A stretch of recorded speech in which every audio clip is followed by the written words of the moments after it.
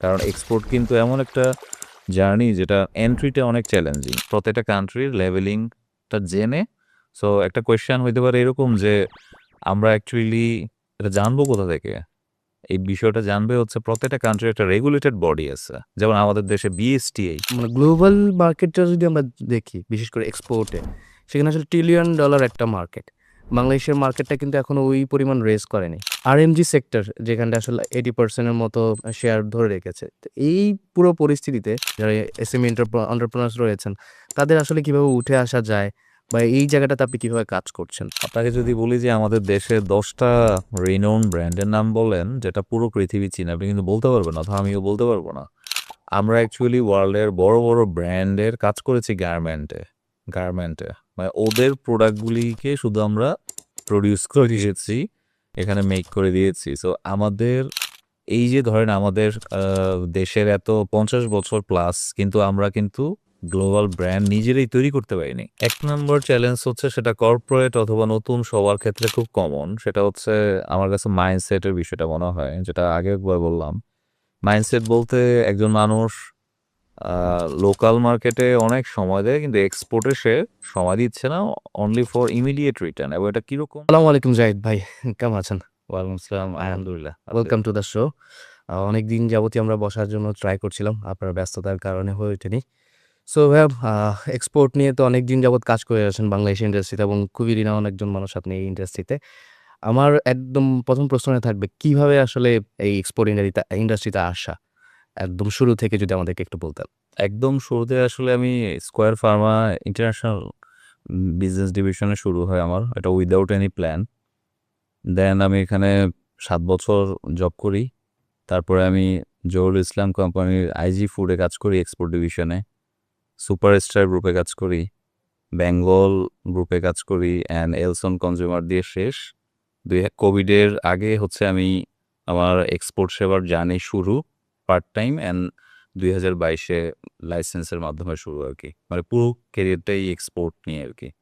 বাংলাদেশের রিনাউন প্রায় প্রত্যেকটি প্রতিষ্ঠানে আপনার কাজ করার অভিজ্ঞতা রয়েছে এবং অনেকদিন যাবৎ সেখান থেকে কাজ করে গেছেন। ওই সেক্টরটাতে কিন্তু আপনি চাইলে আরো বেশি গ্রো করতে পারতেন। কিন্তু সেখান থেকে হুট করে বের হয়ে এসে এক্সপোর্ট সেবা, নিজের বিজনেস বা এক্সপোর্ট নিয়ে আসলে মানুষদেরকে শেখানোর যে চেষ্টাটা, এটার আসলে আ কোন জায়গা থেকে আপনি এই মোটিভেশনটা পেয়েছিলেন? বা আপনার কাছে কেন মনে হয়েছিল এই সেবাটা প্রদান করা উচিত? আমি যখন বিভিন্ন কর্পোরেট হাউসে কাজ করছিলাম, সো আমি দেখলাম যে বাংলাদেশের অনেক প্রোডাক্ট আছে এক্সপোর্টেবল। যেমন ধরেন আমরা তো সবাই গার্মেন্ট সম্পর্কে জানি, জুট, লেদার, হ্যান্ডিক্যাপ অথবা দেশীয় এগ্রিকালচার প্রোডাক্ট। কিন্তু ম্যাক্সিমাম প্রোডিউসাররা তাদের প্রোডাক্ট অ্যাকচুয়ালি এক্সপোর্ট করতে পারছে না।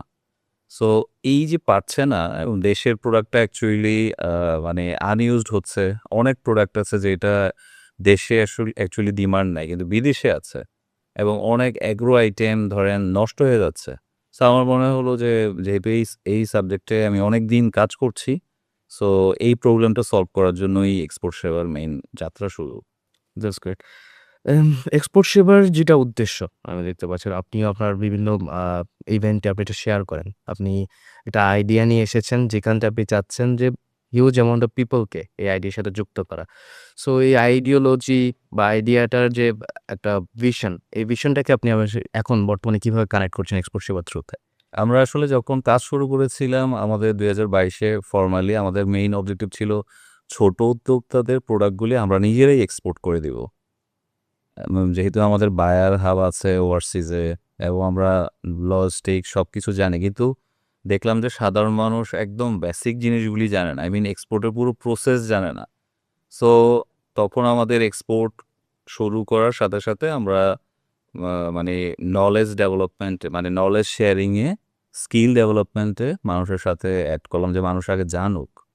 সো আমাদের ভিশনটা হচ্ছে আমরা 10,000 পিপলকে এক্সপোর্ট মার্কেটে নিয়ে আসতে চাই ২০৩০-এর মধ্যে। এবং এর জন্য আমরা বাংলাদেশের অনেকগুলি প্ল্যাটফর্ম, রেপুটেড প্ল্যাটফর্মের সাথে নলেজ শেয়ারিং করছি। আমরা এই মুভমেন্টে বিভিন্ন কর্পোরেট হাউসকে কনসাল্টিং করছি। পাশাপাশি আমরা হচ্ছে অ্যাগ্রো অ্যান্ড ক্রাফট আইটেম নিজেরা এক্সপোর্ট করছি। এই যে ভিশনটা আপনার রয়েছে ১০,০০০ মানুষকে নিয়ে আপনি কাজ করা বা এগিয়ে যাওয়া। তা গ্লোবাল মার্কেটটা যদি আমরা দেখি, বিশেষ করে এক্সপোর্টে, সেখানে আসলে ট্রিলিয়ন ডলার একটা মার্কেট। বাট যদি বাংলাদেশের পার্সপেক্টিভ থেকে বলি, বাংলাদেশের মার্কেটটা কিন্তু এখনো ওই পরিমাণ রেজ করেনি। এর পাশাপাশি দেখা যাচ্ছে যে আপনার আ আরএমজি সেক্টর যেখানটা আসলে 80% এর মতো শেয়ার ধরে রেখেছে। তো এই পুরো পরিস্থিতিতে যে আ স্মল বিজনেস হোল্ডার যারা রয়েছেন, যারা এসএমই এন্টারপ্রেনার্স রয়েছেন, তাদের আসলে কিভাবে উঠে আসা যায় বা এই জায়গাটাতে আপনি কিভাবে কাজ করছেন? আমরা আসলে যদি ন্যাশনাল প্রবলেমগুলি বলি, আমাদের দেশে ধরেন আরএমজিকে ন্যাশনাল পলিসি মানে বাংলাদেশের গভর্নমেন্টের পলিসি যেভাবে হেল্প করেছে, অন্যান্য ইন্ডাস্ট্রিতে আসলে এভাবে ফোকাস করা হয় নাই।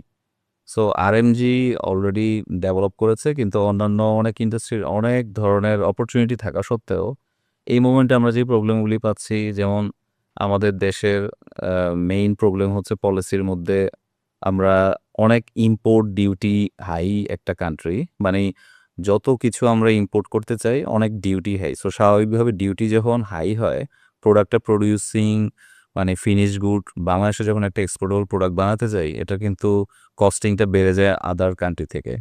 এছাড়া আমাদের দেশে ধরেন লজিস্টিক্সের রেটটা কম্পারেটিভ আদার কান্ট্রি থেকে অনেক বেশি। সো আর যদি আরো কয়েকটা প্রবলেম বলি যেমন ধরেন আমাদের দেশের মানুষরা এক্সপোর্ট মার্কেটিং স্কিলে খুব উইক।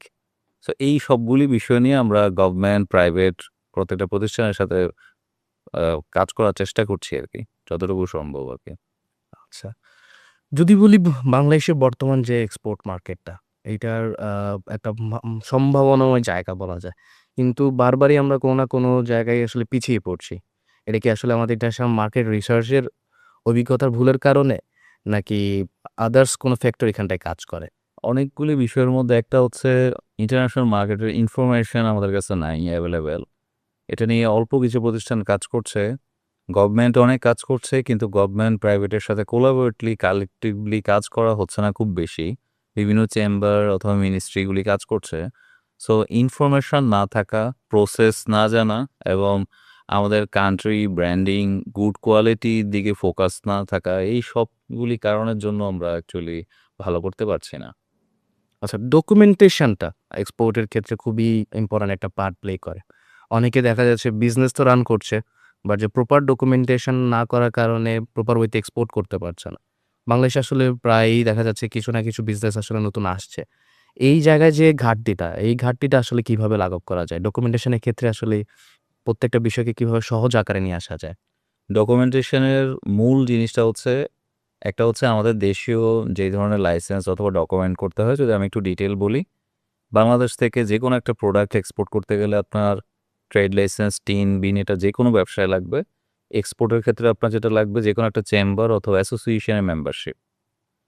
তারপরে লাগবে আপনার একটা ERC export registration certificate and EPB নিবন্ধন। এই ৬ টা সার্টিফিকেট দিয়ে আপনি বাংলাদেশ থেকে যেকোনো একটা প্রোডাক্ট ক্ষুদ্র আকারে অথবা বড় আকারে এক্সপোর্ট করতে পারবেন। কিন্তু ওভারসিজে যেই মার্কেটে যাবেন, ওই মার্কেটের কিছু সার্টিফিকেশন প্রয়োজন হয়, যেটা আমাদের সাধারণ মানুষ জানে না। যেমন আপনি গালফ টেরিটরিতে যদি কোনো একটা প্রোডাক্ট পাঠাতে যান, সেটা এগ্রো বেস হইলে আপনাকে হালাল সার্টিফিকেট লাগবে।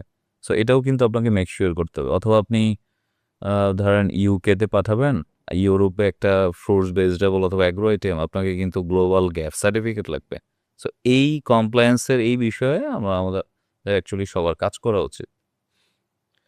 তো দেখা যায় যে ডকুমেন্টস হলো, মার্কেট রিসার্চ করলাম। দেন যখন আমি আসলে প্রোডাক্ট নিয়ে যাবো, এখন অনেক ধরনের প্রোডাক্ট নিয়ে আমরা বসে আছি। যেমন পাট শিল্প বলেন বা আখের একটা বড় মার্কেট রয়েছে, আ আলু, অন্যান্য অনেক ধরনের প্রোডাক্ট আমরা আসলে বাংলাদেশ থেকে ইম্পোর্ট করে থাকি।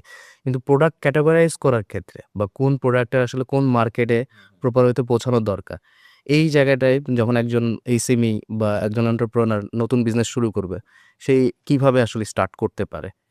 স্টার্টের জন্য অ্যাকচুয়ালি ১ম যেটা আমরা ইন্টারন্যাশনাল মার্কেট রিসার্চ এ বলি যে, আমাদের ইন্টারন্যাশনাল ট্রেড ম্যাপ সবাইকে চেক করা উচিত। এটা হচ্ছে আইসিসির একটা ইন্টারন্যাশনাল ট্রেড সেন্টারের ওয়ে আউট। এটা একটা ফ্রি সাইট। আ এই সাইটে আপনি যদি এইচএস কোড দিয়ে চেক করেন, ওয়ার্ল্ডে কোন মার্কেটে কোন প্রোডাক্টের ডিমান্ড বেশি সেটা আমরা ফার্স্ট এ জানতে পারবো। সো এই ধরনের আরো কয়েকটা ওয়েবসাইটের নাম আমি বলি যেমন ওইসি আরেকটা ওয়েবসাইট আইটিসি ছাড়া অথবা আমরা আমাদের বাংলাদেশের যে ধরনের গভর্নমেন্টের স্ট্যাটিস্টিক্স বডিগুলি আছে তাদের থেকেও দেখে আমাদের শুরুতে যে কাজটা করা উচিত, আমাদের দেশে যেই প্রোডাক্টগুলি বেশি প্রোডিউসিং হচ্ছে আমরা পারছি না, ওই প্রোডাক্টটাতে ১ম এ ফোকাস করা উচিত। যেমন ধরেন আমরা সবাই গার্মেন্ট এক্সপোর্ট করি। কিন্তু আমাদের দেশে তো অনেক জুট হচ্ছে, পাটজাত অনেক প্রোডাক্ট হচ্ছে, হ্যান্ডমেড অনেক হচ্ছে, লেদার হচ্ছে। এই প্রোডাক্টগুলি ওয়ার্ল্ডের কোন মার্কেটে অ্যাকচুয়ালি ডিমান্ড এটা খুঁজে বের করা।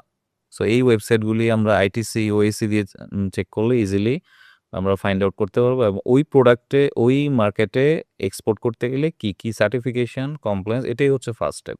একদম ফার্স্ট স্টেপ। ধরুন কোনো একজন ব্যক্তি এসে আপনাকে বলল যে, "ভাই আমি আসলে এক্সপোর্ট ইন্ডাস্ট্রিতে কাজ করতে চাচ্ছি। আ আমি এত যাবৎ চাকরি করেছি বা আমার একটা বড় মূলধন আছে। এখন আমি কোন প্রোডাক্টটা নিয়ে কাজ করলে বেটার হবে?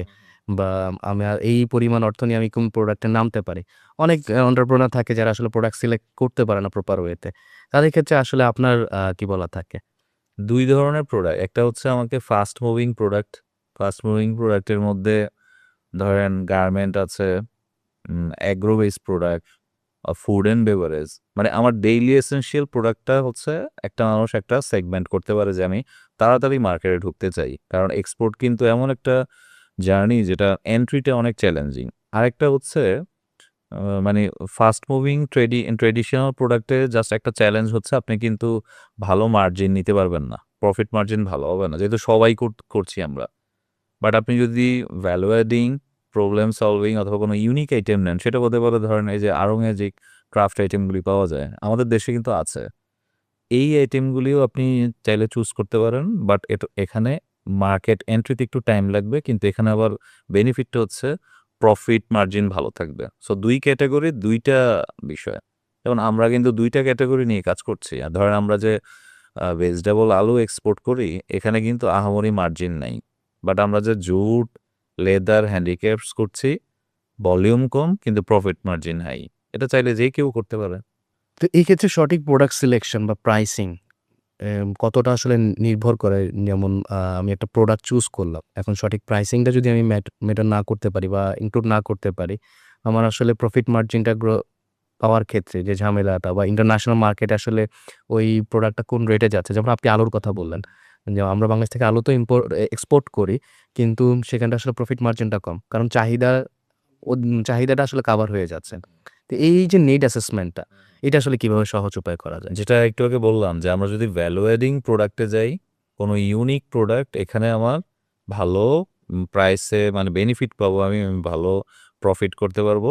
সো আমাকে যে কাজটা করতে হবে আমার প্রোডাক্টটা আগে মার্কেট রিসার্চ করে ওয়ার্ল্ডে কোথায় ডিমান্ড, আমাকে যা ২-৩ টা কাজ করতে হবে। একটা হচ্ছে আমার দেশের যারা কম্পিটিটর তারা কি প্রাইসে কোট করছে এটা জানতে হবে। 2nd হচ্ছে ইন্টারন্যাশনাল মার্কেট প্রাইসে এটা কি প্রাইসে সেল হচ্ছে এটা আমাকে জানতে হবে। এই ২ টাকে কম্পেয়ার করে আমাকে একটা প্রাইস সেট করতে হবে এবং অবশ্যই সেটা মার্কেট ডিমান্ডেবল, মার্কেটের সাথে ম্যাচেবল হইতে হবে। আমি একটা উদাহরণ দিলে বুঝবেন। যেমন ধরেন আমি একসময় লেক্সাস সেল করতাম। লেক্সাস ২৫০ গ্রামের এই ধরনের বড় একটা ফ্যামিলি সাইজ বিস্কিট। সো বাংলাদেশে এটা আমাদের এমআরপি ছিল ৳১০০। এটা আমরা যখন ইন্ডিয়ার আসাম মার্কেটে মার্কেট করতে গেলাম, আমরা দেখলাম যে ওনারা আমাকে বলতেছে, "ভাই এত বড় ফ্যামিলি সাইজের বিস্কিট তো আমরা অ্যাকচুয়ালি আমাদের এখানে বাইং ক্যাপাসিটি নাই। আপনি এটাকে ৩০ গ্রাম করে দেন।" সো এই যে দেখেন ও চাচ্ছে কেন? ওর লজিকটা হচ্ছে এখানে শুধু ৳৫, ৳১০ প্রোডাক্ট চলে। ওরা বলেছে। সো আমরা অনেকদিন ওয়েট করে ওই মার্কেট ভিজিটে গিয়ে দেখলাম ঠিকই ইন্ডিয়ান, ব্রিটানিয়া, পার্লেজি টাইপের কোম্পানির ৳৫, ৳১০ প্রোডাক্ট ওই মোমেন্টে চলে যেটা বাংলাদেশের কোনো কোম্পানির ওই মোমেন্টে ছিল না। এখন আছে। যেটা বাংলাদেশের কয়েকটা রেপুটেড কোম্পানি দেখবেন যে ২ পিসের ড্রাই কেকও কিন্তু বিক্রি করছে। সো এই যে প্রাইসটা সে চাচ্ছে ৳৫-১০। আবার সেইম প্রোডাক্টটা যখন গালফ টেরিটরিতে মানে সৌদি, দুবাইতে আমরা সেল করতে গেলাম, ওরা বলল যে, "ভাই আমরা তো এখানে প্রবাসীরা আমাদের ফ্যামিলি নেই, ফ্যামিলি দেশে থাকে। এত বড়টা লাগবে না, আমাকে ৯০ গ্রাম দেন।" সো একজন চাচ্ছে ৩০ গ্রাম, একজন চাচ্ছে ৯০ গ্রাম। তো এর মানে কি? এর মানে হচ্ছে আপনার মার্কেট যেভাবে চাচ্ছে আপনাকে ওইভাবে প্রোডাক্ট অ্যান্ড প্রাইসটাকে কাস্টমাইজ করে দিতে হবে। কাস্টমাইজ করে দিতে হবে। আচ্ছা। যেহেতু আমরা শুরুতেই বলছিলাম যেমন এটা একটা ট্রিলিয়ন ডলার মার্কেট। এখানটায় যখন আমি যেকোনো প্রোডাক্ট নিয়ে অ্যাজ এ এন্টারপ্রেনার আমি যখন যাবো মার্কেটে যাচ্ছি, as a buyer point of view থেকে যদি আমার যে প্রোডাক্টটা সেটার যে প্যাকেজিং এবং বা হচ্ছে গিয়ে মোড়কজাত করার যে বিষয়টা, সেটা আসলে কতটা ইম্পোর্টেন্ট?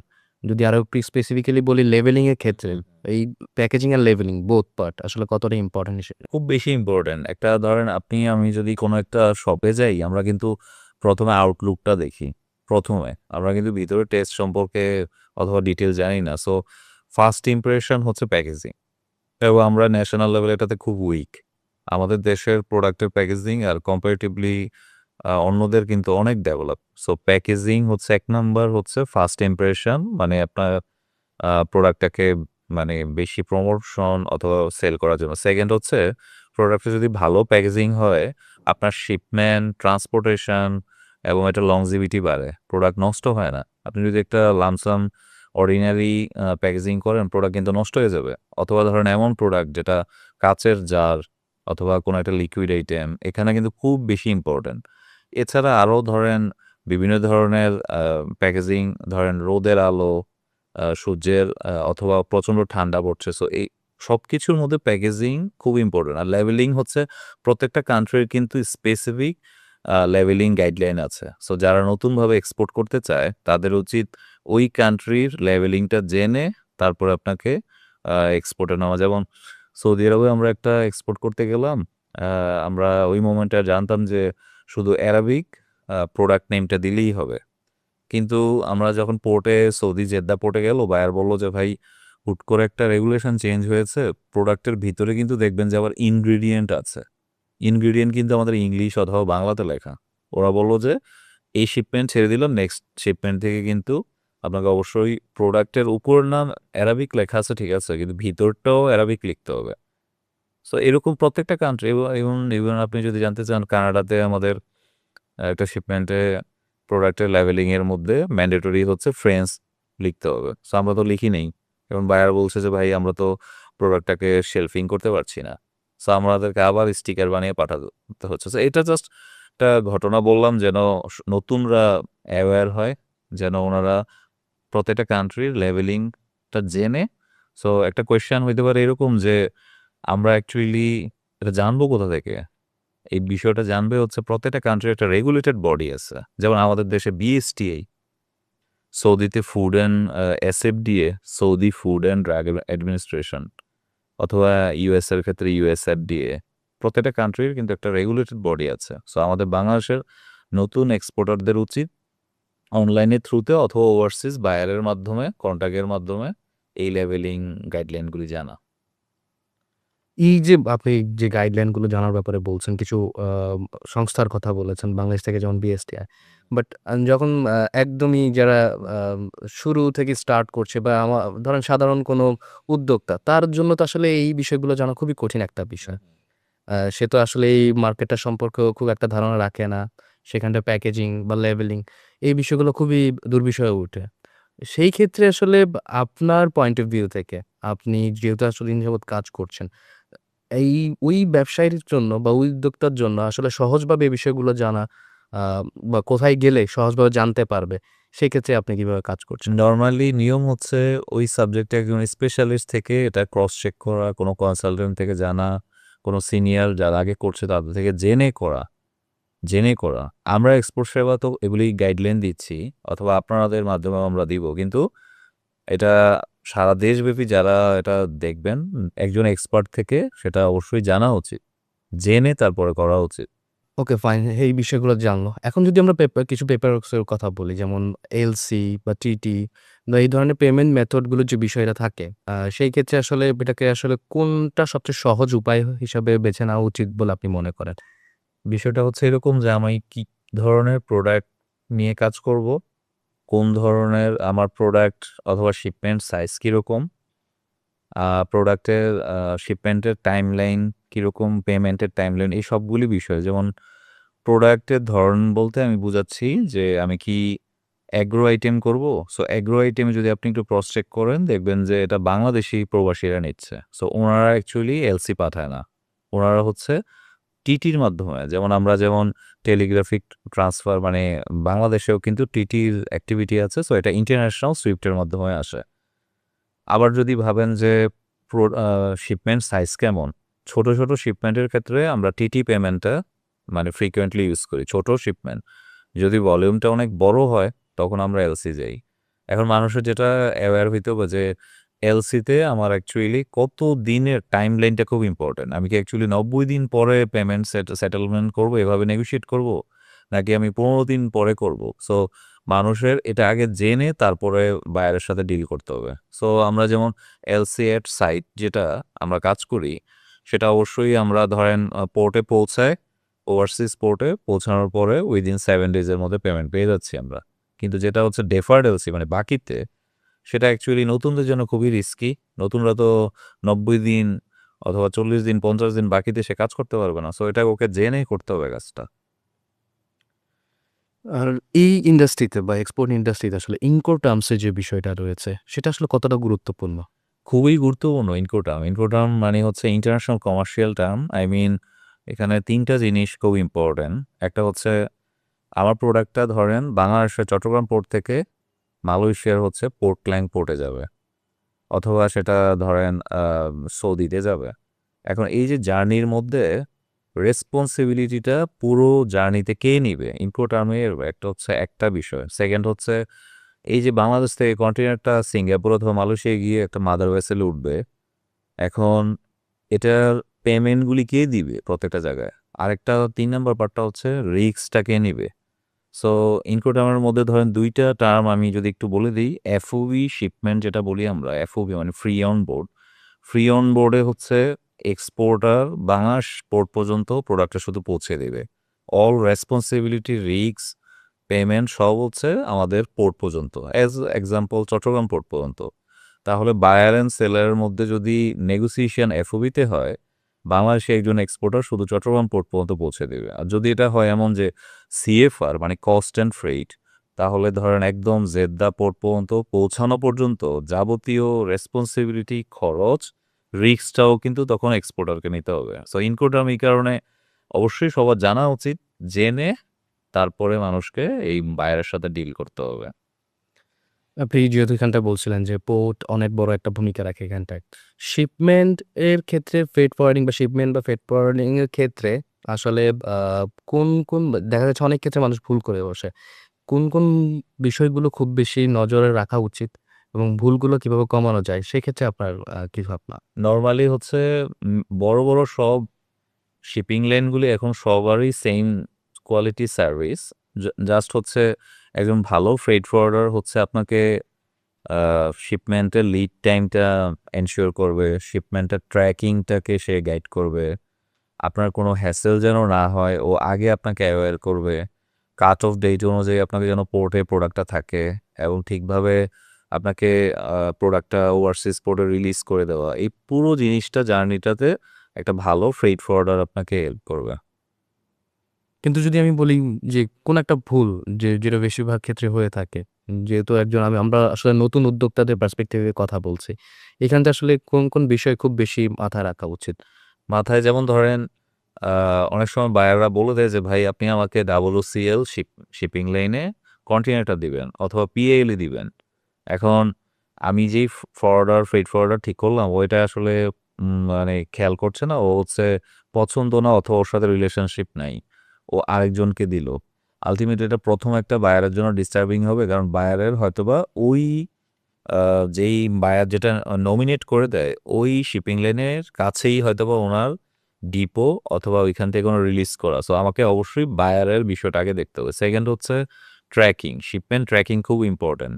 আমরা যেমন ওয়ার্ল্ডের বিভিন্ন ডেস্টিনেশনে শিপমেন্ট পাঠাই, আমরা কিন্তু প্রত্যেকটা জিনিস এখন ট্র্যাক হয় যে ওয়ার্ল্ডের কোন পোর্টে, কোন জায়গায় আছে, ডেস্টিনেশন আছে না সমুদ্রে আছে, কতদিন। মেজরিটি 99% টাইমই কিন্তু সেইম ডেটেই পৌঁছে যায়। এক্সেপ্ট ধরেন ঝড়। সো এই জিনিসগুলো অবশ্যই আমাদেরকে খেয়াল রাখতে হবে। টাইমলাইন, ট্র্যাকিং অ্যান্ড বায়ার কিভাবে চাচ্ছে ওইভাবে মেইনটেইন করা। প্রত্যেকটা বিষয় নিয়ে আপনি কথা বলেছেন। বাট যখনই কেউ আসলে এই বিজনেসটায় নামতে চায়, তো অনেক সময় যে একটা বিষয় যখন কেউ প্ল্যান করছে, তখনই পাশে থেকে কেউ বলে, "ভাই এক্সপোর্ট তো আসলে বড় কোম্পানির কাজ। আপনার এই ছোট বিজনেসের জন্য এটা খুব একটা ইমপ্যাক্টফুল না।" এটা কি আসলে সত্য? এটা আসলে মূল কারণটা হচ্ছে এক্সপোর্ট হচ্ছে ইমিডিয়েট রিটার্নটা খুব কঠিন এক্সপোর্টে নিয়ে আসা। আই মিন আপনি আর আমি কালকে আ প্ল্যান করে ১ মাসের মধ্যে চায়না থেকে কিছু প্রোডাক্ট নিয়ে আসতে পারি। কিন্তু আপনি আর আমি মিলে ১ মাসের মধ্যে একটা নতুন ধরেন ২ জনের নতুন আমরা কিন্তু পাঠাতে পারবো না। সো এই যে শুরুটা, এন্ট্রিটা যে ব্যারিয়ার, এটা হচ্ছে নতুনরা মানে এখনো আমার কাছে মনে হচ্ছে যে মানে বাংলাদেশের নতুন উদ্যোক্তারা এই বিষয়টাতে হ্যাবিচুয়েট না, মানে অভ্যস্ত না। ও কিন্তু লোকাল ব্যবসা করতেছে ১০ বছর ৫ বছর টাইম নিয়ে, কিন্তু এক্সপোর্টে এসে সে আর টাইম দিতে চাচ্ছে না। এটা আমার মানে অ্যাজ এ কনসালটেন্ট আমি দেখছি, মানে এভেলেবেল দেখছি এটা। সো এটা একটা বড় যে এক্সপোর্ট হচ্ছে, কেউ যদি গ্লোবাল প্লেয়ার হতে চায় যে আমি শুধু বাংলাদেশ না, আমি পুরো ইন্টারন্যাশনাল মার্কেটে বিজনেস করব, অ্যান্ড ডেফিনেটলি তার জন্য তো টাইম দিতে হবে তাকে। সো এই টাইম লাইন এবং এটা থেকে আমি বলব যে মানুষের মাইন্ডসেট, সো মাইন্ডসেট তো চেঞ্জ হবে কখন? মানুষ যখন এই বিষয়গুলো আরো বেশি জানবে, ইনফরমেশন পাবে, তখন মানুষ জানবে আর কি ভালো। মাইন্ডসেট চেঞ্জ হবে হয়তোবা। আচ্ছা, আপনি যেহেতু বলছিলেন গ্লোবাল মার্কেট থেকে ইম্পোর্টের বিষয়টা। ইম্পোর্ট আসলে বাংলাদেশের পার্সপেক্টিভ থেকে ইম্পোর্ট করাটা খুব একটা ইজি বিষয় হয়ে থাকে যখন আমি আসলে প্রোডাক্ট বাইরে থেকে আনবো। কিন্তু যখনই আসলে এক্সপোর্টের কথা আসে, গ্লোবাল মার্কেটে আসলে বাংলাদেশি ফেস বা বাংলাদেশের যে ফেসটা, সেটা আসলে খুব বেশি প্রমিনেন্ট মনে হয় না। এর পিছনে আসলে বড় রিজনটা কি? এর পিছনে আসলে আমরা আমাদের, আপনাকে যদি বলি যে আমাদের দেশে ১০টা রিনোন ব্র্যান্ডের নাম বলেন, যেটা পুরো পৃথিবী চিনে, আপনি কিন্তু বলতে পারবেন না, অথবা আমিও বলতে পারবো না। আমরা অ্যাকচুয়ালি ওয়ার্ল্ডের বড়, বড় ব্র্যান্ডের কাজ করেছি গার্মেন্টে। মানে ওদের প্রোডাক্টগুলিকে শুধু আমরা প্রোডিউস করে দিয়েছি, এখানে মেক করে দিয়েছি। সো আমাদের এই যে ধরেন আমাদের দেশের এত ৫০ বছর প্লাস কিন্তু আমরা কিন্তু গ্লোবাল ব্র্যান্ড নিজেরাই তৈরি করতে পারিনি। স্টিল প্রাণ স্কোয়ারের মতো কোম্পানিরা অথবা আরও কিছু কোম্পানি এগিয়ে এসেছে, কিন্তু আমাদের আরও বেশি ব্র্যান্ড দরকার। যখন আমার ওই লেভেলের ব্র্যান্ড হবে, ওয়ার্ল্ড মার্কেট আমাকে কিন্তু চিনবে। আমাকে চিনবে, অ্যান্ড আরেকটা বিষয় হচ্ছে কান্ট্রি ব্র্যান্ডিং দরকার। সেটা আমাদের গভর্নমেন্টের একা কথা না বলে আমাদের প্রাইভেট অর্গানাইজেশনগুলিরও উচিত জোরালোভাবে, অথবা আমাদের এম্বাসিগুলি একসাথে কাজ করে কান্ট্রি ব্র্যান্ডিং করা উচিত। আপনি যেখান থেকে গভর্নমেন্টের বিষয় বলছিলেন, প্রাইভেট সেক্টর কিন্তু অনেকদিন যাবতই কাজ করছে এক্সপোর্ট নিয়ে। গভর্নমেন্টও চেষ্টা করে যাচ্ছে। কিন্তু এই যে কোলাবরেটলি কাজ না করার যে বিষয়টা বা প্রপার ওয়েতে হয়ে উঠছে না, এখানে আসলে বড় বাধাটা কোথায়? বড় বাধাটা আসলে গভর্নমেন্টের মতো কাজ করছে, প্রাইভেটেও কাজ করছে, চেম্বারও কাজ করছে। আমার কাছে মনে হচ্ছে কোঅর্ডিনেশন অথবা সদিচ্ছার বড় ধরনের অভাব আর কি। আসলে কর্পোরেটরা কিন্তু ভালো করছে এক্সপোর্টে। কর্পোরেট কিন্তু ইচ অ্যান্ড এভরিওয়ান এর ভালো ভলিউম। ন্যাশনাল লেভেলে আমরা যেমন আ এসিম ফাউন্ডেশনের সাথে কাজ করি অনেক বছর ধরে। এসিম ফাউন্ডেশন অনেক চেষ্টা করছে ছোট, ছোট উদ্যোক্তাদের। সো এখন সময় হচ্ছে সবার এগিয়ে আসা। মানে প্রবলেমটা না বলে সবার আরেকটু স্টেপ ফরওয়ার্ড করা আরকি। প্রবলেমটা না বলে সলিউশনের দিকে যাওয়ার যে বিষয়টা আপনি বলছেন, সলিউশন বের করা। তো যে বারবার যেটা আমিও বা একজন উদ্যোক্তার জায়গা থেকে আমরা যেটা চেষ্টা করছি যে আমি প্রপার ওয়েতে একজন বায়ার খুঁজে পাওয়া বা কিভাবে প্রোডাক্ট নিয়ে কাজ করব। প্রোডাক্ট সিলেকশন নিয়ে আপনি বলেছেন। এখন ধরেন আমি যদি বলি যে ঠিক আছে, আ আমি গভর্নমেন্ট ওয়েতে আ অথবা প্রাইভেট ওয়েতে যেকোনো একটা ওয়েতে আমি হচ্ছে গিয়ে একজন ইন্টারন্যাশনাল বায়ার খুঁজে পাবো। একজন ইন্টারন্যাশনাল বায়ার খুঁজে পাওয়ার ক্ষেত্রে যে চ্যালেঞ্জগুলো ফেস করতে হয় সেটা অনেকের কাছে অজানা। এবং এই চ্যালেঞ্জগুলো ওভারকাম করার জন্য এক্সপোর্ট সেবা তাদের এন্ড থেকে কিভাবে সহযোগিতা করছে? আমরা যেটা কাজ করছি ১ নম্বর হচ্ছে আমরা পাবলিকরে অ্যাওয়্যার করছি। আমাদের আনলিমিটেড কনটেন্ট আমরা প্রোডিউস করছি। মানুষকে বিভিন্ন প্রতিষ্ঠানের সাথে কোলাবোরেশন করে ১ম এ হচ্ছে জানাচ্ছি। সেকেন্ড হচ্ছে লাস্ট ইয়ার থেকে আমরা যে কাজটা করছি, আ বাংলাদেশের মানুষের কিন্তু শিপমেন্টের সময় নতুনদের প্রি-শিপমেন্ট ফাইন্যান্সিং দরকার। ফাইন্যান্স নাই। মানে ধরেন আপনি একটা কন্টেইনার পাঠাবেন, ১০-২০ লাখ টাকা দরকার। অনেক উদ্যোক্তার কিন্তু প্রোডাক্ট আছে, কিন্তু প্রোডিউস করার মতো তো এখন আমরা কয়েকটা ব্যাংক এবং ফাইন্যান্সিং প্রতিষ্ঠানের সাথে কোলাবোরেশনে হেল্প করছি যে ওদেরকে আমরা ফাইন্যান্সিং এও হেল্প করব এক্সপোর্ট সেবার তরফ থেকে। আর মার্কেটিং লেভেলে আমরা যেটা আ ন্যাশনাল লেভেলে করতে যাচ্ছি সেটা হচ্ছে গালফ টেরিটরি এবং মালয়েশিয়া আমরা অলরেডি কাউন্টার পার্ট তৈরি করছি। মানে আমাদেরই আরেকটা ব্রাঞ্চ সৌদি আরব, মালয়েশিয়া, দুবাই, যেন অনেক বেশি মানুষের প্রোডাক্ট আমরা নিজেরাই নিয়ে যেতে পারি। এটা অলরেডি অনগোয়িং এবং ২০২৬ এ এটা শুরু হবে এবং সেটা এই জানুয়ারি মাস থেকেই শুরু হবে। শিপমেন্ট যাবে যেন উদ্যোক্তারা যে ধরেন একটা ভালো প্রোডাক্ট বানাচ্ছে, ওকে শুধু ট্রেনিং, মেন্টরিং না করে আমরা নিজেরাই এখন ওর প্রোডাক্ট এক্সপোর্ট করব। আমরা নিজেরাই করব। Very good. ফরেন রেমিটেন্স আসবে দেশে। সেটাই আসলে মূল উদ্দেশ্য। ফরেন রেমিটেন্সের কথা যেহেতু বলছেন, এক্সপোর্টের ক্ষেত্রে আসলে মানুষের অনীহা বা রিস্কের যে ফ্যাক্টরটা থাকে, এটার বড় একটা কারণ হচ্ছে আমি তো অর্ডার পেয়েছি। কিন্তু আমার পেমেন্ট আসলে পাওয়ার ক্ষেত্রে প্রবলেম ফেস করতে হয়। এই জায়গাগুলোতে আসলে প্রবলেমটাকে আসলে কতটা ইজিলি মিটিগেট করা যায়? ফার্স্ট অফ অল হচ্ছে আমাদের অনেক কেস দেখেছি আমরা যে আত্মীয়র কাছে প্রোডাক্ট পাঠিয়েছে। কিন্তু আত্মীয়, ভাই, কাজিন তো টাকাটা ডলারটা তো পরে দিবে কিন্তু আর দেয় নাই। সো এই ট্রেডের ক্ষেত্রে এই কাজটা করা যাবে না। অবশ্যই আমাকে proper either LC or advance পেমেন্টের মাধ্যমে কাজ করতে হবে, টিটির মাধ্যমে। সো মেক সিওর করতে হবে আমি লিগ্যাল ডকুমেন্ট মেইনটেইন করছি কিনা, ১ নাম্বার। সেকেন্ড হচ্ছে আমাকে বায়ার ক্রেডিবিলিটি দেখতে হবে। অ্যাকচুয়ালি বায়ার কি ভালো কিনা, সে ফ্রড হওয়ার চান্স আছে কিনা। যদি এগুলি আগের থেকে জানি সো অটোমেটিক আমি অ্যাওয়্যার হইতে পারবো। এই যে প্রসিডিউরটা মেইনটেইন করার যে বিষয়টা আপনি বলছেন, এই যে বারবারই যেটা হয় যে বিজনেস স্টার্ট করতে গেলে ভয়-ভীতি থেকে এক্সপোর্টের ক্ষেত্রে বিশেষ করে পেমেন্টের ক্ষেত্রে আপনি তো বললেন যে প্রপার ওয়েতে আসলে আপনি আসলে প্রপার ওয়েতে পেমেন্টটা রিসিভ করা পসিবল।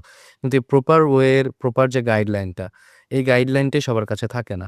উম হোপফুল যেহেতু আপনি এইখানটায় আসলে ইনফরমেশনটা শেয়ার করছেন সবার সাথে, সেটাই সবাই ক্যাচ করবে ইনশাআল্লাহ। এবং আপনি তো এক্সপোর্ট সেবা নিয়ে কাজ করে যাচ্ছেন। এর পাশাপাশি আমি একটু বলে রাখতে চাই আমাদের দর্শকদের উদ্দেশ্যে। সেটা হচ্ছে লাস্ট 4 and 5 মান্থস আমরা আসলে একসাথে কাজ করছি এবিপি অ্যান্ড এক্সপোর্ট সেবা। যেখানটা আসলে আমাদের উদ্দেশ্যই হচ্ছে আ যত বেশি আসলে মানুষকে এই বিষয়গুলোতে জানানো যায়। যারা এক্সপোর্টার আছে, যারা আসলে বিশেষ করে এসএমই ইন্ডাস্ট্রিতে কাজ করছেন, তাদের প্রোডাক্ট নিয়ে আসলে এক্সপোর্ট করতে চাচ্ছেন, তাদেরকে আসলে আপনি এই যে অ্যাজ এ কনসালটেন্ট এই সার্ভিসটা দিচ্ছেন। আমরা এর পাশাপাশি আপ আ আপনার সাথে কাজ করে আমরাও খুবই মানে আশা রাখছি যে এই ইন্ডাস্ট্রি আসলে গ্রো করবে। এবং যদি গ্রো এর কথা বলি, আগামী ৫-৬ বছরের ভিতরে আসলে এই ইন্ডাস্ট্রিটা কতটুকু গ্রো করতে পারে বা কোথায় গিয়ে থামতে পারে বলে আপনি মনে করেন? আমি বিভিন্ন জায়গায় বলছি যে আমাদের তো এই মোমেন্টে ধরেন 50 বিলিয়ন আমরা এক্সপোর্ট করি ন্যাশনাল লেভেলে অ্যাজ এ কান্ট্রি। কিন্তু এটা অ্যাকচুয়ালি ২০৩০ এর মধ্যে গভর্নমেন্টের প্রেডিকশন হচ্ছে 80 বিলিয়ন। কিন্তু আমার কাছে মনে হয় যে এটা 100 বিলিয়ন প্লাস হওয়া উচিত। জাস্ট কয়েকটা পয়েন্ট বললে বুঝতে পারবেন। যেমন ধরেন আমরা গার্মেন্টে হচ্ছে as early as possible high value প্রোডাক্টে ফোকাস করা উচিত। হাই ভ্যালু আমাদের বেসিক প্রোডাক্ট বেশি। আই মিন একদম বেসিক যে প্রোডাক্ট। সো হাই ভ্যালু প্রোডাক্টে কি হবে? আপনার ভলিউম বেড়ে যাবে। সেকেন্ড হচ্ছে আমরা গার্মেন্টে ধরেন অর্গানিক অথবা সাস্টেনেবল প্রোডাক্টে যেতে পারি। কিরকম? ধরেন আমরা আ কেমিক্যাল ফ্রি মানে যেখানে খুব বেশি কেমিক্যাল ইউজ হবে না। ডাইং বলেন অথবা ফেব্রিক বলেন, অথবা আমরা যেটা করতে পারি যে রিসাইকেবল যেই প্রোডাক্টগুলি আছে গার্মেন্টের এইসব জায়গা ওয়ার্ল্ড মার্কেট কিন্তু এইসব প্রোডাক্টের দিকে ফোকাস বেশি। আরেকটা জিনিস করতে পারি আমরা ধরেন বাচ্চাদের কিডস ওয়্যার নিয়ে কাজ করতে পারি। সো গার্মেন্ট ছাড়া আমরা যদি অন্য আরো কয়েকটা ইন্ডাস্ট্রির কথা বলি যেখানে আমরা ন্যাশনাল লেভেলে গ্রো করতে পারি সেই ইন্ডাস্ট্রিগুলি হচ্ছে jute, leather, footwear, handmade item. আমরা agriculture, by product I mean ধরেন আপনি তো জানেন যে আমাদের দেশে অনেক এগ্রিকালচার প্রোডিউস হচ্ছে অনেক নষ্ট হয়ে যাচ্ছে 40%। সো আমরা যদি বাই প্রোডাক্টে শিফট হই, ধরেন আম নষ্ট হয়ে যাচ্ছে, আম থেকে আমি আমের আচার, আমসত্ত্ব, আমের পাউডার, আমচুর পাউডার অথবা আরো ভ্যারাইটি। লাস্ট হচ্ছে আমাদের আইটি সেক্টরও কিন্তু গ্রো করছে। IT sector. সো এই প্রত্যেকটা বড় ইন্ডাস্ট্রি মিলে কিন্তু আমরা যদি ন্যাশনাল লেভেলে আরো ভালোভাবে কাজ করি আমাদের ভলিউম কিন্তু বাড়বে। সে আশাই করছি। কিন্তু গ্লোবাল ওয়ার্ল্ড কিন্তু এখন সাস্টেনেবিলিটির দিকে বেশি আগাচ্ছে। সাস্টেনেবল প্রোডাক্ট নিয়ে আসলে মানুষ চিন্তাভাবনা করছে। কারণ যত বেশি আমরা আসলে আম সময় যাচ্ছে তত বেশি আসলে ওয়ার্ল্ড বিভিন্ন ধরনের প্রবলেম ফেস করছে। এই সাস্টেনেবিলিটির জায়গা থেকে আসলে কি ধরনের প্রোডাক্ট নিয়ে বাংলাদেশ কাজ করতে পারে বলে আপনি মনে করেন? আমরা ধরেন একটা প্রোডাক্ট নিয়ে কাজ করি সেটা হচ্ছে ধরেন এই যে রিসাইকেল গার্মেন্টের কথা বললাম, এটা ছাড়া আমরা যেটা করছি জুটের বিভিন্ন ডাইভার্সিফাইড যে প্রোডাক্ট হয় এখানে আমরা ভ্যালু অ্যাড করার চেষ্টা করছি। ভ্যালু অ্যাড বলতে ওয়ার্ল্ড মার্কেট কি চাচ্ছে? ওয়ার্ল্ড মার্কেট চাচ্ছে যে eco friendly product, women empowerment, মানে মহিলারা কাজ করছে এই বিষয়টাকে আমরা হাইলাইট করার চেষ্টা করছি। আলটিমেটলি ইকো ফ্রেন্ডলি অ্যান্ড হচ্ছে নেচার, ওমেনরা এম্পাওয়ার হচ্ছে এই জিনিসগুলিকে যদি ইন্টারন্যাশনাল মার্কেটে ফোকাস করা যায়, অটোমেটিক কিন্তু আমরা ধরেন ওয়ার্ল্ড মার্কেটে ভালো একটা পজিশনে আসতে পারবো। Very good idea. সো সবকিছু নিয়ে তো আলোচনা করলাম। এখন আসি কিছু চ্যালেঞ্জের বিষয়। লাইক অ্যাজ এ কনসালটেন্ট আপনি অনেক বছর যাবতীয় আপনার সার্ভিসটা প্রোভাইড করে যাচ্ছেন। কিন্তু এই ইন্ডাস্ট্রিতে কাজ করার অভিজ্ঞতা তো আপনার অনেক দিনের। আমাকে জাস্ট ২ টা পার্সপেক্টিভে একটু জানাবেন যে, যখন আপনি কনসালটেন্ট হিসাবে কাজ করছেন, কোন ৫ টা বিষয়কে আসলে আপনি পেয়েছেন যেটা আপনাকে চ্যালেঞ্জ দিয়েছে খুব বেশি? ১ নম্বর চ্যালেঞ্জ হচ্ছে সেটা কর্পোরেট অথবা নতুন সবার ক্ষেত্রে খুব কমন। সেটা হচ্ছে আমার কাছে মাইন্ডসেটের বিষয়টা মনে হয়। যেটা আগে একবার বললাম। মাইন্ডসেট বলতে একজন মানুষ আ লোকাল মার্কেটে অনেক সময় দেয় কিন্তু এক্সপোর্টে সে সময় দিচ্ছে না অনলি ফর ইমিডিয়েট রিটার্ন। এবং এটা কিরকম? ধরেন একটা কোম্পানি ১০ বছর ধরে কাজ করতেছে। ১০ বছরে সে এত স্কেল করছে কিন্তু যখনই সে এনিহাউ সে সেলফ মোটিভেটেড অথবা আমাদের মোটিভেশনে সে এক্সপোর্টে আসলো। এখন এসে ৪ মাস পরেই ৫ মাস পরেই সে অস্থির হয়ে যাচ্ছে। যে জাহিদ ভাই এক্সপোর্ট তো শুরু হচ্ছে না। কিন্তু ও কিন্তু জাস্ট এখনই রেডি যে শুরু হবে। কিন্তু এখনই সে অস্থির হয়ে যাচ্ছে। সে এই অস্থিরতাটা একজনের না। এই অস্থিরতার পরিমাণটা অনেক বেশি। এটাই আমাদেরকে অনেক টেনশনে ফেলে। এই গেল একটা। সেকেন্ড হচ্ছে এই অস্থিরতার মধ্যে আমরা বারবার ওনাদেরকে পোলাইটলি শেয়ার করছি যে, আপনারা এক্সপোর্ট জাস্ট ফার্স্ট ইয়ারে এন্ট্রি নেন। সেকেন্ড ইয়ারে আপনি ধরেন ৫ টা মার্কেটে ঢুকবেন।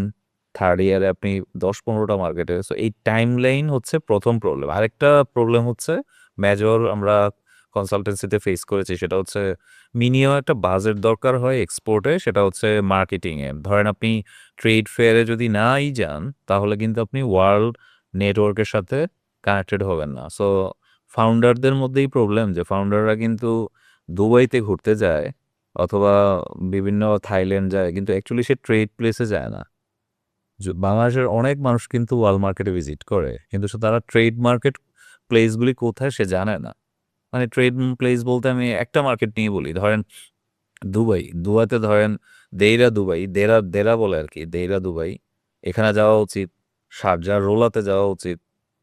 আজমানে যাওয়া উচিত। সো দুবাইতে ধরেন গোল্ড মার্কেটের পাশে মসজিদ বাজার আছে, এখানে যাওয়া উচিত।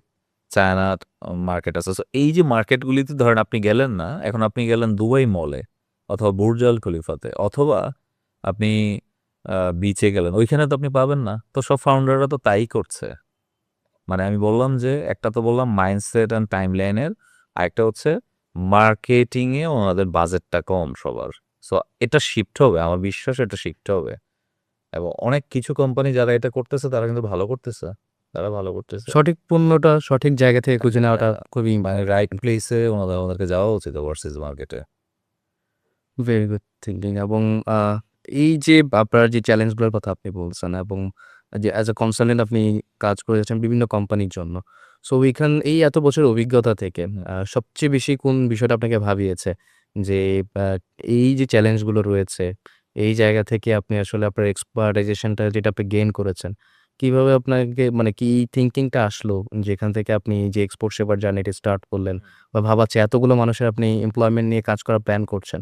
এখানটা আসলে সবচেয়ে বেশি শিখেছেন কিভাবে? আর সবচেয়ে বেশি কোন জিনিসটা চিন্তা করছেন এবং আউটকাম বের করার চেষ্টা করছেন? আমি মেইনলি চাচ্ছি যে আমাদের দেশের প্রোডাক্টটা ওয়ার্ল্ড মার্কেটে স্প্রেড হোক। মেড ইন বাংলাদেশটা সম্পর্কে সবাই জানুক। আর শুরুটা তো আমি বললাম যে এই বিষয়ে ধরেন অনেক নলেজ বাংলাদেশের হাজারো মানুষের আছে যারা শেয়ার করছে না।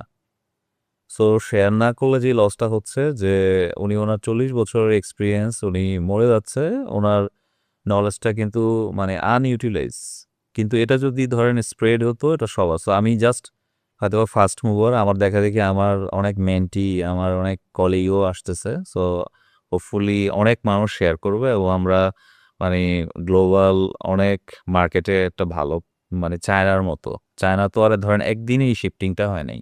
চায়না তো একটা বিশাল রেভলিউশনের মাধ্যমে আজকে ওয়ার্ল্ড মার্কেটে এটা আমাদেরও অনেক সুযোগ আছে। আমরা ওয়ার্ল্ডের এমন একটা প্লেসে আছি যে আমাদের নিজস্ব পোর্ট অথবা সাবকন্টিনেন্ট এবং প্রবাসে আমাদের বিশাল লোকবল আছে। সো প্রবাসীদেরকে নিয়েও চাইলে আমরা এক্সপোর্ট মার্কেটে অনেক ভালো একটা ইমপ্যাক্ট ফেলতে পারি।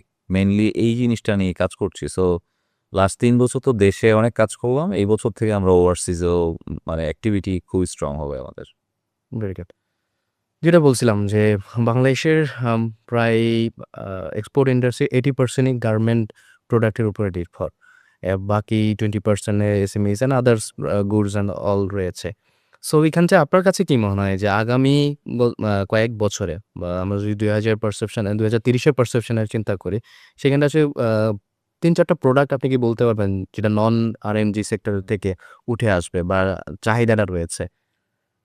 যেটা একবার বলেছি অলরেডি, যেমন ধরেন জুট, লেদার, ফুটওয়্যার এটা হাই রাইজিং, এটা একদম উঠবেই। এর মধ্যে ধরেন লাইট ইঞ্জিনিয়ারিং ভালো হচ্ছে। ধরেন বিভিন্ন ইন্ডাস্ট্রিয়াল পার্টস যেগুলো, এগুলি আমরা কিন্তু প্রোডিউস করছি। ফার্মাসিউটিক্যালস গ্রো হবে, বাংলাদেশের pharmaceuticals. IT and digital service. আমরা কিন্তু অনেক ধরনের সফটওয়্যার, SaaS প্রোডাক্ট অলরেডি কিন্তু দেশে বসেই বিদেশীদেরকে রিমোটলি আমরা কাজ করছি। সো এটা গ্রো হবে।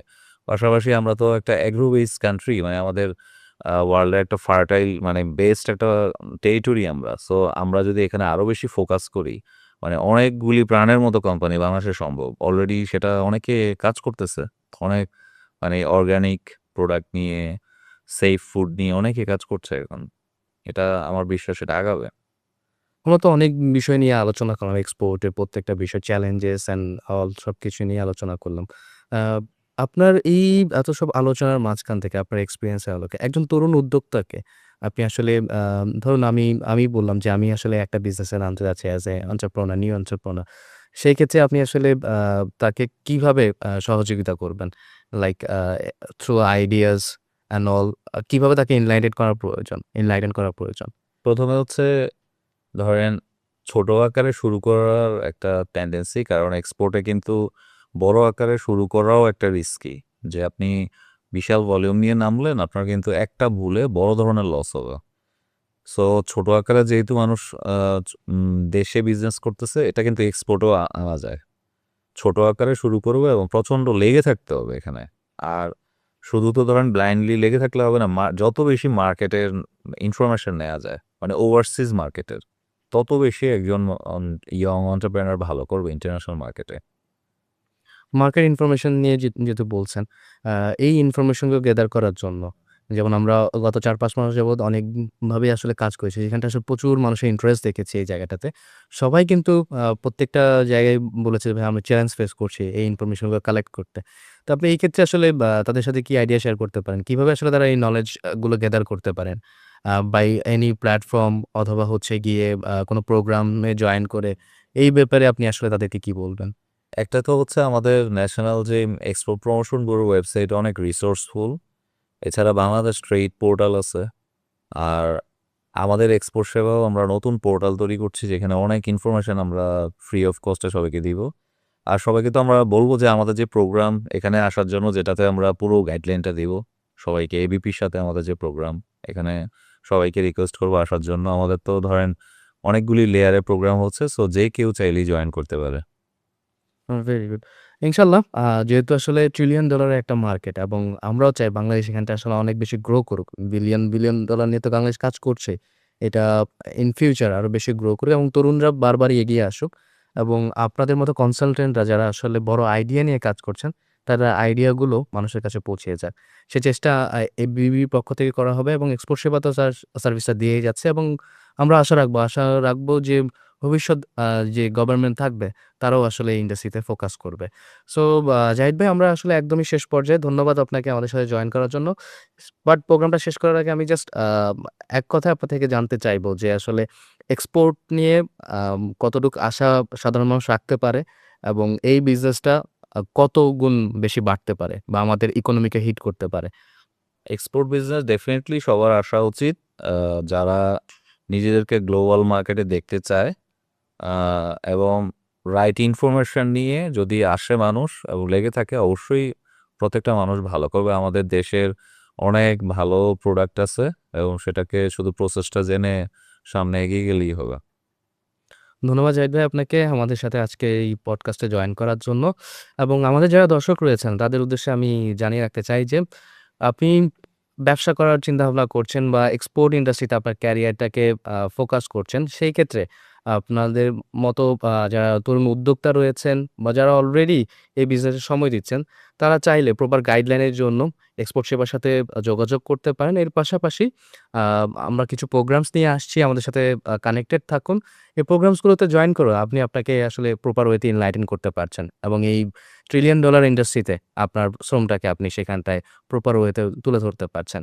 সো আমরা আশা রাখবো ভবিষ্যৎ বাংলাদেশে এই মার্কেটটা আরো বেশি গ্রো করুক এবং বাংলাদেশের ইকোনমি আরো বেটার ওয়েতে এগিয়ে যাক।